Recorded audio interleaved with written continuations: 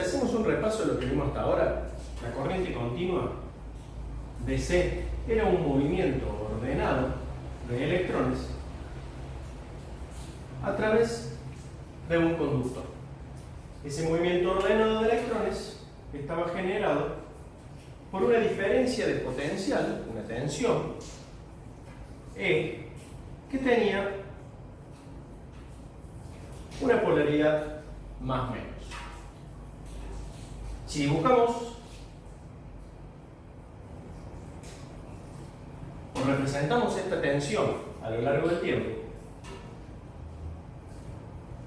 vamos a poner B, acá tenemos la diferencia de potencial E de esta fuente, podemos asegurar que va a ser una línea recta, una línea que a lo largo del tiempo se mantiene constante. ¿Por qué? Porque la diferencia de potencial de esta fuente no está cambiando. Ahora bien, ¿qué ocurre si esta fuente varía entre un nivel E1 y un nivel E2 y lo hace de manera periódica?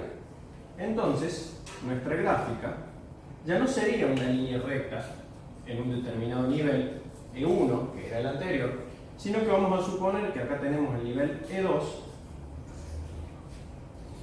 Entonces nuestra fuente está en nivel 1, de repente pasa a un nivel 2, de repente pasa a un nivel 1, de repente pasa a un nivel 2, y ahora nuestra forma de onda ya no es una línea recta, sino que es una onda que nosotros llamamos cuadrada.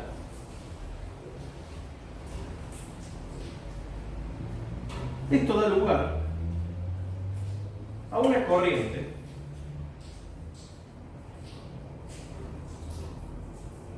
nueva. Por un lado, la corriente continua, que ya habíamos visto y definido, y por otro lado, una nueva corriente que se va a llamar corriente alterna. La diferencia entre la corriente alterna y la corriente continua es que la forma de onda de la corriente alterna varía a lo largo del tiempo de manera periódica. Lo puede hacer de muchas maneras. Lo puede hacer de manera cuadrada,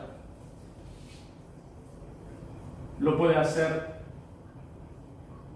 de manera triangular,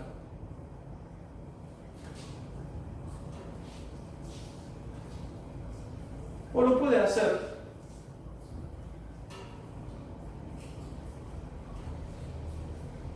de manera senoidal. Este último caso es el más utilizado. Ahora bien, ¿cómo generamos esta corriente alterna? El principio de generación basa su funcionamiento en la ley de Faraday. La ley de Faraday dice que en todo conductor que está sometido a un campo magnético variable, se induce una tensión. Vamos a repetir. En todo conductor que está sometido a un campo magnético variable, se induce una tensión.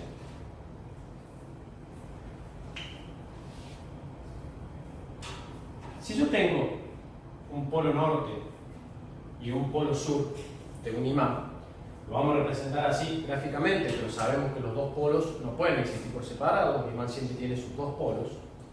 Existen líneas de flujo que van de un polo norte a un polo sur. Esa línea de flujo está representando al campo magnético del imán.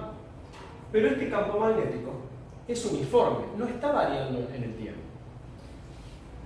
Por lo tanto, si yo someto a un conductor a ese campo magnético uniforme, no voy a poder inducir esa tensión. ¿Por qué? Porque el campo magnético, como dije, es uniforme. Y la ley de Faraday dice que el campo magnético debe ser variable en el tiempo. ¿Qué ocurre si yo extraigo ese conductor y queda sometido el 50% a ese campo magnético? O bien, lo termino de extraer y ya no queda sometido al campo magnético. El campo magnético sigue siendo uniforme, pero para ese conductor ha habido una variación de campo magnético. De repente, vuelvo a cortar a esas líneas de flujo que representan el campo magnético y mi conductor nuevamente queda sometido al campo. si yo de alguna manera puedo hacer que ese conductor esté permanentemente cortando una línea de flujo, si bien el campo sigue siendo uniforme, para ese conductor está habiendo una variación del campo magnético. Y por lo tanto, estaría cumpliendo la ley de Faraday, que dice que en todo conductor sometido a un campo magnético variable se induce una tensión. Aclaramos, el campo magnético es uniforme, pero al estar moviendo el conductor, estoy logrando que haya una variación de campo magnético en él.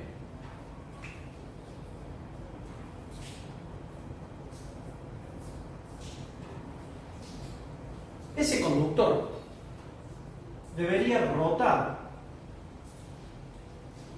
debería estar girando permanentemente en ese campo magnético uniforme. De esa manera, ahora vamos a dar vuelta el gráfico para explicar cómo sería ese conductor, pero por ahora vamos a interpretar como que la normal a ese campo magnético es lo que corta a mis líneas de flujo. Entonces, cuando está en esta posición, mi normal al conductor, no está cortando líneas de flujo, por lo tanto en él no hay ninguna tensión inducida. Acá estamos graficando la FEM inducida en el conductor. Si ese conductor, que para simplificar el gráfico vamos a dibujar una línea, rota y se encuentra, por ejemplo, a 30 grados, vamos a dividir 30, 45, 60, 90, se va a inducir una tensión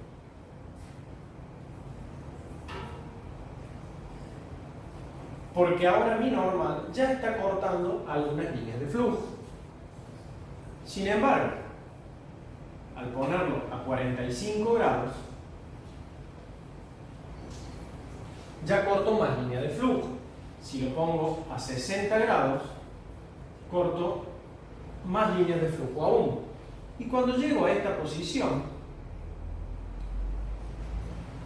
es decir, a mis 90 grados, la normal de este conductor está cortando el máximo de líneas de flujo y por lo tanto se obtiene una inducción máxima.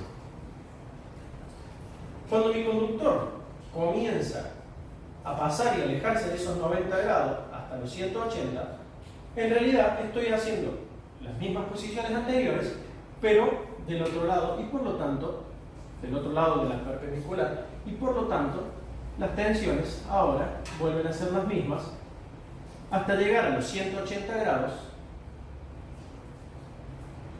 donde el conductor está en la misma posición, pero al revés. Si yo continúo girando, ahora me encuentro en esta posición, la misma que antes, pero con el conductor invertido. Por lo tanto, la tensión inducida ahora va a tener una polaridad opuesta. Por lo tanto, este pedacito de acá de tensión ahora se va a inducir, pero al revés. Lo mismo va a pasar a los 45, a los 60, a los 90, y así sucesivamente hasta llegar a los 360 grados.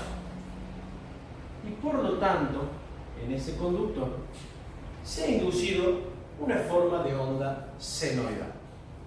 Cuando en la ley de Faraday hablábamos de un conductor sometido a un campo magnético variable, para nosotros en la generación de alterna no va a ser un conductor, sino que va a ser una vuelta de alambre, una vuelta de conductor, que le vamos a llamar de ahora en adelante espina. Por lo tanto, vamos a cambiar la inclinación del dibujo para que se entienda un poco mejor.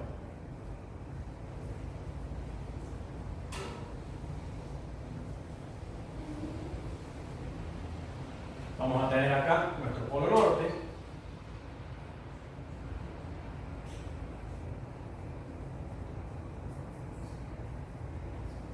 y nuestro polo sur, donde se va a encontrar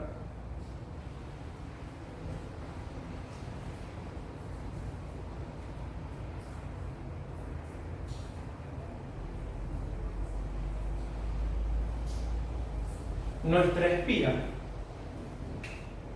Y no nos olvidemos que va a estar rotando. Este es nuestro conductor en forma de espiral sometido al campo magnético existente entre ambos polos del imán. Cuando esta espiral gira,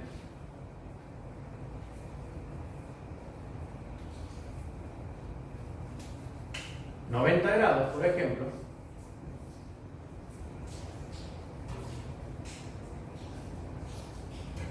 se va a encontrar en esta posición. Y así sucesivamente irá dando la vuelta a una determinada velocidad que de ahora en adelante nosotros le vamos a llamar omega. Esa omega va a representar nuestra velocidad de giro, que se va a llamar velocidad angular. Al igual que en una velocidad lineal yo recorro distancia por unidad de tiempo, con mi velocidad angular yo barro ángulos en unidad de tiempo. Es la velocidad con la que está girando el conductor.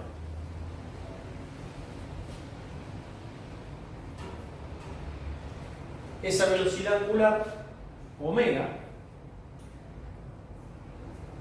va a establecer lo que vamos a llamar frecuencia. ¿Qué es la frecuencia? Es la cantidad de ciclos por segundo que va a recorrer la onda, que va a estar directamente relacionada con la velocidad angular. La velocidad angular es la velocidad, como decíamos recién, con la que gira el conductor. Esa velocidad de giro, si nosotros recordamos en la generación, iba haciendo que, a medida que giraba el conductor, se induzca esta forma de onda en el mismo. Por lo tanto, cuando completa una vuelta, se completa un ciclo. Y habíamos dicho recién que frecuencia es cantidad de ciclos por segundo. Es decir, toda esta forma de onda que nosotros llamamos ciclos, ¿cuántos de estos ciclos cumple en un segundo? Cantidad de ciclos por segundo es la unidad de medida de frecuencia, que es lo que denominamos hertz. Entonces, ¿qué son los hercios? Los hertz son la cantidad de ciclos que recorre la onda en un segundo. En nuestro país, el PEC nos entrega una señal alterna senoidal de 50 ciclos por segundo, es decir, de 50 Hz.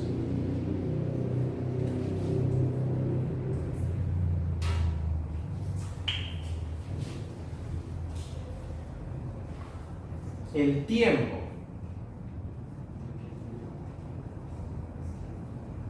que tarda en completar el ciclo es lo que nosotros llamamos periodo.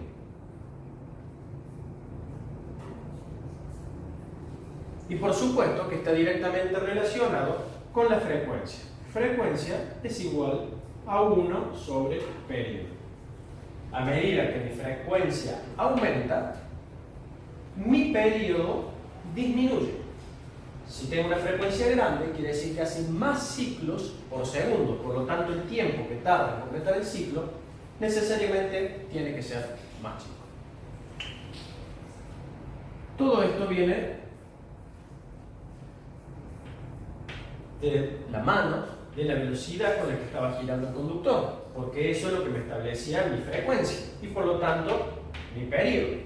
Ahora bien, ¿cómo relaciono la frecuencia con la velocidad angular? Omega, velocidad angular, es igual a 2pi por f. 2pi, recuerden ustedes que el pi es la unidad de medida del ángulo en radianes. 2pi es una vuelta, es decir, 360 grados, multiplicado por la frecuencia. Omega, 2pi por f. Frecuencia, 1 sobre periodo.